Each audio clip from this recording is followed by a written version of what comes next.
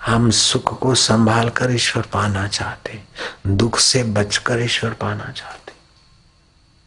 इसलिए ईश्वर देखता है कि अभी इनको तो संसार के सुख की लालच है तो भोगने दो, दुख का भय भी है, भय है तो उनसे बचने दो। कब तक भय? जब देखे कि हम दुख का भय नहीं करते, सुख की लालच नहीं रखते, ईश्वर ही चाहते, तो ईश्वर को प्रकट होने में देर नहीं लगती। वो तो हमारे हृदय में है, अंतर्यामी है, प्रेरक है, प्रकाशक है।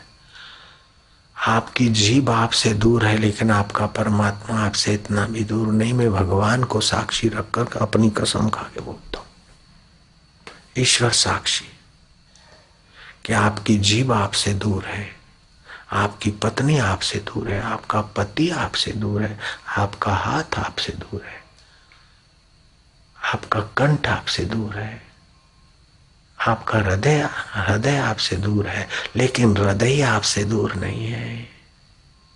इतना नजीक, और आज तक मिला नहीं, आज तक उसको जाना नहीं, पाया नहीं। इसी को बोलते हैं मोह। मोह माना ऊंधा ज्ञान, उल्टा ज्ञान। जो हम नहीं है और जो हमारा नहीं है, उसी को पाकर हम सुख के पीछे भागे, सुख की लालच में लगे। और जो हमारा कुछ बिगाड़ नहीं सकता, उसी संसार से हम भयभीत हैं, इज्जत न चली जाए। भजन में बैठेंगे, ये काम नहीं करेंगे तो इज्जत न चली जाए, ऐसा नहीं करोगे ऐसा न हो जाए, मेरा सब कुछ चला जाएगा, मैं क्या खाऊंगा क्या रहूंगा। ये आपकी बात नहीं है, मेरे में भी वही अवगुण था। घर छोड़ते समय बड़ा डर लगता था, घर छोड़ जाएंगे क्या खाएंगे। साधु बने के फिर घर छोड़ जाते थे, थोड़े बहुत पैसे ले जाते थे,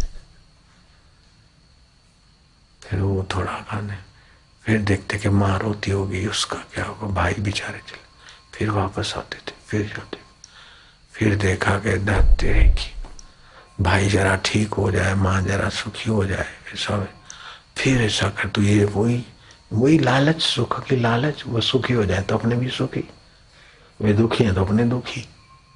लेकिन उनका दुख मिटाना मेरे वश का नहीं है, और उनको सदा सुखी रखना मेरे वश का नहीं है। और ईश्वर के बिना जीकर नश्वर संसार में खप कर फिर हम रोते थे और प्रार्थना करते थे कि क्या करूं। अभी तक ये ऐसा ऐसे तड़फ लगी, था चले तो बड़ी मदद मिली। बैठ गए नरोत्तम।